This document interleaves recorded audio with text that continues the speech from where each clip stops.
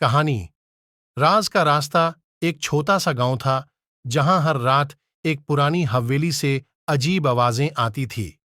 लोग कहते थे कि हवेली में कुछ भयानक चल रहा है, लेकिन कोई सच्चाई तक पहुंच नहीं सकता था।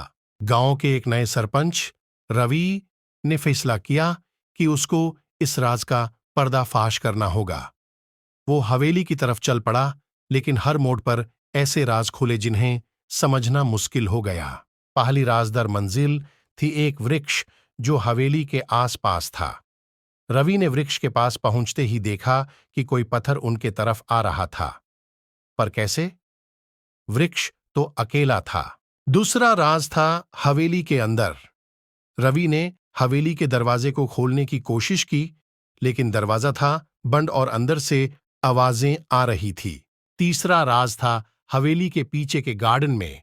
वहां जाते ही रवि ने एक पुराने कुआं के पास कुछ चलने की आवाज सुनी, पर अंदर जाने की कोशिश में वो कुआं के अंदर गिर गया।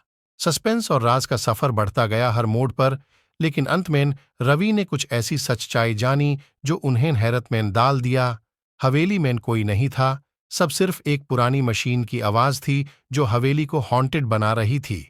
सबने सोचा भूत हैं, लेकिन असल में था एक पुराना ग्रामोफोन। इस तरह से गांवों के लोगों ने अपने अंदर के भय को समझा और उन्होंने एक साथ मिलकर हवेली को वापस से सजाया। क्या रवि ने राज को सुलझा दिया, या फिर कुछ और छुपा था?